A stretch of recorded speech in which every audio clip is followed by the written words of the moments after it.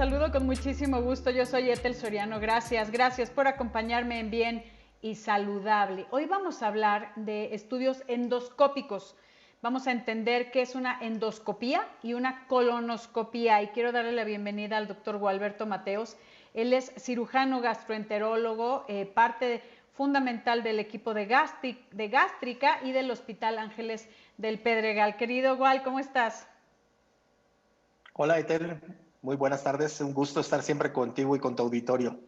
Muchísimas gracias, Gualberto. Fíjate que tú me has hecho endoscopías, acabas de hacerle una colonoscopía a mi madre, pero la gente no sabe bien como para qué se usan. ¿Qué te parece si empezamos hablando de qué es la endoscopía? Que es de mínima invasión, puedes ver el interior de nuestro cuerpo, algunas zonas en específico que ahorita tú nos dices cuáles. Así que el micrófono es tuyo. Muchas gracias. Bueno, pues sí, como tú acabas de mencionar, tanto la endoscopía como la colonoscopía son estudios que se realizan, obviamente, para valorar el aparato digestivo.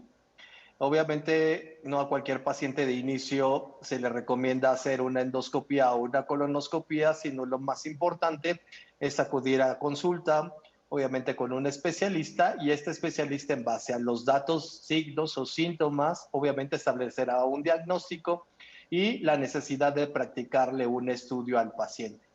Cuando hablamos de endoscopía y decimos que tiene sinónimos, también podemos decir panendoscopía o endoscopía, y en este caso es lo mismo. Es el procedimiento por el cual vamos a poder valorar desde la boca hasta la primera porción del intestino delgado, que es el duodeno. O sea, esto es aproximadamente como unos 10 a 15 centímetros después del estómago. Algo que es importante es que este estudio, cuando se realiza de una manera adecuada, generalmente se ceda al paciente. Esto significa que va a haber con nosotros un anestesiólogo que va, a través de un suero, va a aplicar generalmente algún medicamento que al paciente lo tendrá semidormido, bajo el paciente respirando bajo su propio sistema como tal, lo indica su aparato respiratorio. O sea, no, como tal no es anestesia general. El paciente, él lleva su respiración, y bajo este procedimiento pues podemos revisar de una manera adecuada, tranquila al paciente sin molestarlo, pues como dije, todo lo que es el esófago, el estómago y la primera porción del intestino delgado. Dime una cosa, Wal, ¿cuándo está indicada la endoscopía por la boca? Que en mi caso, la que me hiciste y que quiero que, si la quieren ver, porque la grabamos, yo estaba dormida, o sea, sedada, mejor dicho, y está en mi Instagram, ahí el doctor Gualberto explicando todo lo que veía en mi endoscopía, era porque yo tengo reflujo y empecé a tener esófago de Barrett, que al final, gracias a Dios por las biopsias que se toman ahí, pues ya se quitó, o sea, ya no tengo ese diagnóstico, cosa que pues es muy alentador. Pero si quieres explicarnos eso, querido Wal, ¿qué Bueno, padecimientos? para hacer un estudio endoscópico de la parte superior, obviamente habrá que tomar que a veces una endoscopía puede ser como un evento agudo, o sea, de un inicio luego indicarlo, o después de que un paciente ha tenido molestias de tipo crónico. Por ejemplo, una causa aguda para poder revisar a un paciente para hacer un procedimiento endoscópico sea la ingestión de un cuerpo extraño. Sobre todo, por ejemplo, en niños, el haberse tragado o deglutido una Un pila, el juguete, sí. haberse deglutido como tal alguna moneda o algo una espina de pescado, que generalmente Uy, puede ser común. Obviamente, bajo estas condiciones y bajo estas molestias, el paciente se somete a un procedimiento de endoscopía, pues generalmente en cuanto llega al consultorio y nos manifiesta qué es lo que sucedió. Generalmente una endoscopía nos va a poder servir para valorar ciertas enfermedades importantes, como puede ser, y tú acabas de decir bastante bien, la enfermedad por reflujo, que significa que los pacientes tienen síntomas generalmente esofágicos, como pueden ser las agruras, el término médico es pirosis, el que se les esté regresando o subiendo el alimento o el contenido gástrico, la sensación de opresión en el pecho, y también esos pacientes con reflujo pueden tener síntomas extraesofágicos, como pueden ser tos, ronquera, disfonía, garraspeo, dolor torácico, taquicardia, palpitaciones, rinitis, sinusitis, asma o bronquitis. no, bueno, Después de que un médico ha valorado al paciente y ve que presenta síntomas y obviamente estamos ante la sospecha de una enfermedad por reflujo, pues obviamente podemos iniciar con un tratamiento médico o en algunos casos en especial se hará un procedimiento endoscópico, sobre todo para valorar cuál pueda ser la causa del reflujo. Otro diagnóstico importante es Sí. la gastritis. Y es importante que a veces la gente identifique qué es enfermedad por reflujo y qué es gastritis, porque a veces lo confundimos. Generalmente gastritis es la irritación del estómago en donde el paciente generalmente va a sentir, en donde la mayoría de la gente ubica esa zona como la boca del estómago. El término médico es el epigastrio, y que en esa zona tiene la sensación de vacío, de hueco, de ardor, de un hambre dolorosa, que no mejora a veces con el uso de algunos medicamentos y que esta puede ser persistente. Y entonces, en algunos casos, después de que un paciente reciba un tratamiento médico y persista con molestias, pues a este paciente habrá que valorarlo, hacer una endoscopía, pues para poder determinar algunas otras causas de estos síntomas, como pudiera ser a lo mejor infección por Helicobacter pylori, alguna alteración en la motilidad del estómago que pueda tener El retención movimiento. gástrica o algunas otras alteraciones que pudieran estar condicionando los síntomas. Que aquí algo Al que me igual, gustaría que comentaras, perdóname, igual, es esto es adentro, o sea, cuando metes esta, que es una cámara, que tú puedes ver el interior, ahí tú también puedes meter algunos instrumentos pequeñititos, pequeñititos para sacar biopsias. Y ahí puedes, por ejemplo, hacer un diagnóstico de Helicobacter pylori, que eso hasta ganó un premio Nobel de medicina, tengo entendido, cuando se descubrió esto. Entonces es súper, súper importante que es a través de una pequeña cámara, de un tubito flexible, pueden ver el interior y hacer toma de muestras. Entonces eso es también maravilloso, cosa que también se puede hacer diagnóstica o terapéutica, que regresamos con eso en un momentito aquí en Bien y Saludable. Recuerde que estamos a través de Imagen Multicast, canal 3.4 de televisión abierta, 162 de Sky. Volvemos, no se vayan. Con el doctor Gualberto Mateos, él es cirujano gastroenterólogo, acerca de la endoscopía y la colonoscopía. Nos estabas comentando, querido Gual, cómo es una cámara que se mete por la boca, la endoscopía, cuando estás hablando del sistema digestivo, podríamos llamarlo así, o gastrointestinal superior. o digestivo, que inicia desde la boca, porque ves todo también el esófago y cómo baja. Es una pequeña cámara con la entrada de algunos instrumentos que te permite sacar biopsias y con un tubo muy flexible. Cuando me la hiciste, que está en mi Instagram, quien quiera verla por ahí en Instagram TV, no se siente absolutamente nada porque nos sedan. O sea, yo me desperté perfectamente sin dolor, sin ninguna molestia y sin nada. O sea, realmente es muy, muy bueno. Y comentábamos fuera del aire igual que también sirve para ver otro tipo de padecimientos. Los agudos como en los niños o una espina o un juguete o lo que sea, pero también hay cuestiones crónicas, también como el Helicobacter pylori y otros padecimientos que comentábamos. Sí, sí, como tú estabas diciendo, muy bien, entre los padecimientos, como dijimos ya, es la enfermedad por reflujo, la enfermedad acidopéptica, generalmente donde vamos a valorar gastritis, úlceras gástricas o úlceras duodenales. A veces aquí lo más importante es que no solamente el paciente tiene únicamente el dolor en la zona del epigastrio, que es la que la gente dijimos hace rato que ubica como la boca del estómago, sino que también puede llegar a presentar vómitos de contenido de sangre fresca, o le decimos en pozos de café, aparecido a los asientos del café, o puede estar presentando evacuaciones negras, oscuras, demasiado fétidas, y esto obviamente habla de la sangre digerida que llega a la parte baja del aparato digestivo, pero que se está presentando en la parte alta, como puede ser el esófago o el estómago.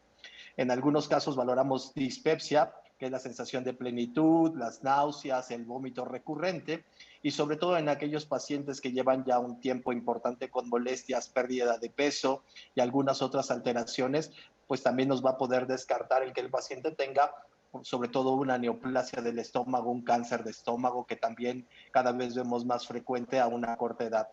Como mencionó Etel, el endoscopio es una manguerita, por así decirlo. El diámetro de este endoscopio generalmente es menor a 1 centímetro, y como ella también mencionó acertadamente, tiene un canal de trabajo.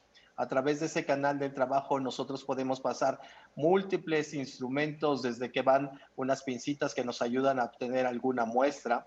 Podemos pasar agujas como para poder inyectar en la zona de algún sitio de hemorragia. Podemos meter clips. Se pueden meter ya hoy también muchos instrumentos que nos pueden ayudar no solamente al diagnóstico, sino también a realizar un procedimiento terapéutico en beneficio de curar al paciente.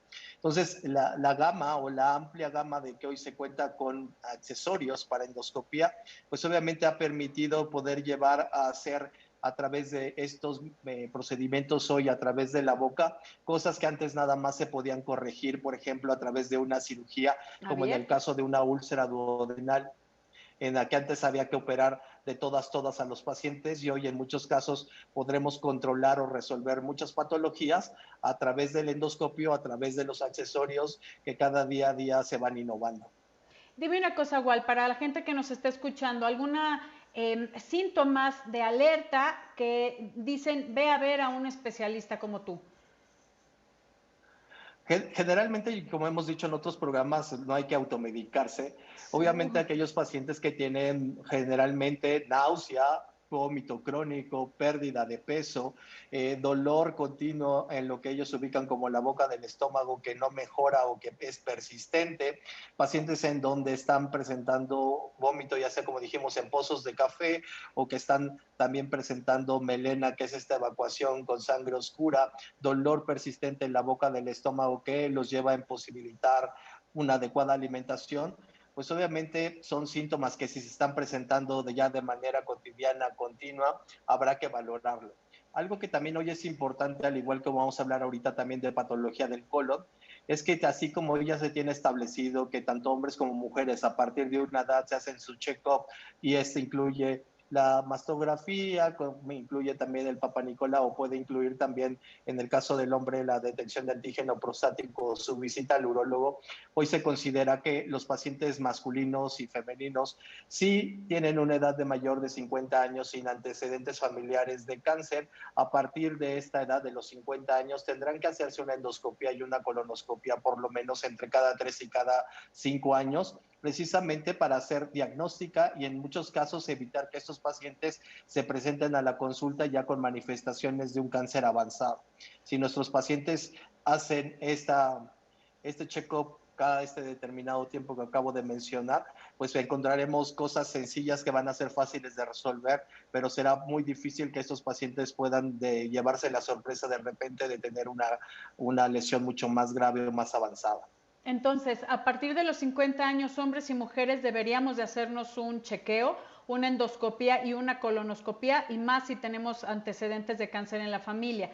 Y ya tú como experto nos vas a decir, bueno, vamos a vigilar y nos vemos en 3 años o nos vemos en 5 años según lo que encuentres, ¿no? No es algo que tiene que ser anual, a menos de que el médico esté vigilando algo en específico. Entonces es súper importante. Así es.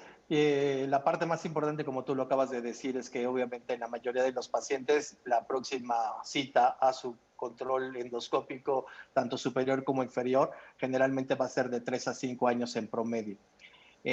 Hablando con respecto al otro estudio que acabamos de mencionar, que es importante, el hablar de la colonoscopía implica que es el mismo equipo parecido al que ocupamos en la parte alta del aparato digestivo. Las únicas diferencias es que el grosor es un poquito, el diámetro es un poco mayor, generalmente de 1,5 a 1,8 centímetros, pero aquí necesitamos sí un aparato que mida un poco más de largo, porque para poder estudiar el colon, aproximadamente los colonoscopios miden de 2 metros a 2 metros 10. Ay, o sea, Generalmente, al igual, ¿cuánto este estudio, metes? Perdóname que te interrumpa. ¿Cuánto llega a introducir el tubo? Y tengo que decirlo para que ni se espanten, porque en algún momento nos lo vamos a hacer ya.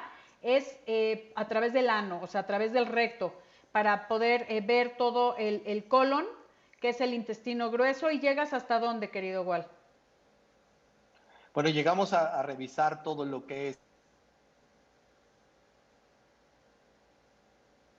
el intestinoides, colon descendente, colon transverso, colon ascendente, o sea, todo lo que conocemos como el intestino grueso es lo que vamos Sí, estamos a teniendo valorar. problemas de En dos, conexión, pero es todo el intestino grueso y es importante, también es sedados para que en cuanto despiertes no sientes absolutamente ninguna molestia. Por favor, es súper, súper importante que estemos checando nuestra salud. Queridos amigos, voy a una pausa igual y regresamos con más aquí en Bien y Saludable. No se vaya y por favor, tengamos una cultura de prevención en nuestra salud y de diagnósticos oportunos. Volvemos. Estoy hablando con el doctor Gualberto Mateos, un gran cirujano gastroenterólogo aquí en la Ciudad de México, que lo pueden encontrar en el Hospital Ángeles del Pedregal.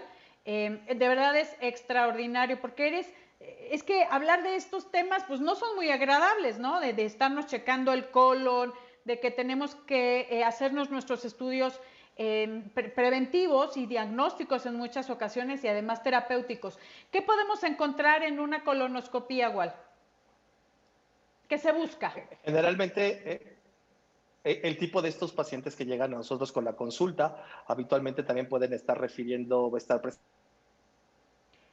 Estamos teniendo problemas de comunicación. A ver, es que se está cortando un poco el internet, okay. Querido Igual. Nos cambiamos de red y te escuchamos. No sé si me escuchas adelante. Mejor. Adelante. ¿Ahí estás mejor? Sí. Digo, a veces en esos pacientes llegan a presentar problemas de hemorragia en el cual pueden estar manchando el papel, pueden estar presentando evacuaciones con sangre o evacuaciones únicamente de sangre. A veces también tenemos pacientes que toda su vida han evacuado de manera normal y de repente empiezan a estar con estreñimiento, les empieza a costar trabajo, les empieza a costar como tal mayor esfuerzo el poder evacuar o ya no evacúan frecuentemente como lo estaban haciendo. Algunos pacientes también podrán presentar dolor importante en lo que es el marco cólico, donde va referido a la pared abdominal, la situación del colon, y obviamente cuando estos padecimientos, como mencionamos, se están presentando de manera importante, el paciente tendrá también que ser valorado. En muchos de los casos, las causas más frecuentes por las cuales se hace colonoscopia generalmente es en esta evaluación de la hemorragia de tubo digestivo bajo, en donde podemos encontrar generalmente que pueden ser hemorroides internas, las externas las podemos ver sin necesidad de hacer una colonoscopia. En algunos casos también podremos encontrar a los pacientes que puedan presentar pólipos. Recordar que los pólipos son como unas pequeñas verruguitas que van creciendo al interior de la pared del colon y que estos pólipos al ir creciendo pues pueden tener cierto potencial de malignizarse y ser la causa o el origen del cáncer del colon. Aquellos pacientes estreñidos de larga evolución o que están haciendo importantes esfuerzos de la pared abdominal y con ciertos antecedentes familiares también podrán desarrollar lo que llamamos una diverticulosis, que es que al intestino se le hagan unas deformidades como si fueran unos chipotitos. Algo también importante es que hay enfermedades inflamatorias con dolor y hemorragia también, que puede ser la enfermedad de Crohn, la enfermedad de Cusi, que también pueden ser valoradas y diagnosticadas a través de la colonoscopia. Y yo creo que hoy el estudio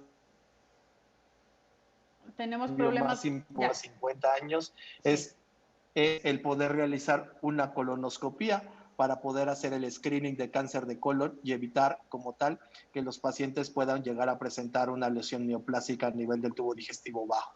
Aquí es importante que sepan que en el momento que se hace una colonoscopia, que también es una camarita a través del recto y que sube hacia todo el intestino grueso, ahí se pueden quitar estos pólipos, ¿no? O sea, los pólipos o los divertículos. ¿Cuáles son los pólipos, no? Los que son precursores del cáncer. Y se acaba el problema, se acaba. Y es algo muy sencillo porque se toma ese tejido, se manda a biopsiar y listo.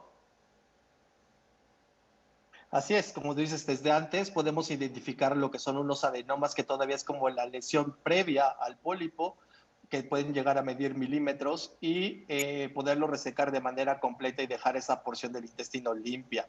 Al igual como dijiste, los pólipos, que son estas verruguitas que van creciendo, obviamente y que tienen potencial de malignizarse, también las podemos quitar a través de colonoscopía. Ya también algunas lesiones neoplásicas o de cáncer de ciertos tamaños, con bajo ciertas características, también podrán ser valoradas por médicos especialistas en endoscopía y también poder llegar a hacer a veces resecciones pequeñas de mucosa, que se llama mucosectomía, a través de técnicas especiales y también poder evitar que algunos de estos pacientes lleguen a cirugía. O sea, la amplia gama hoy de instrumentos que tenemos nos permite hacer muchas cosas en beneficio del paciente, sobre todo si lo diagnosticamos a tiempo.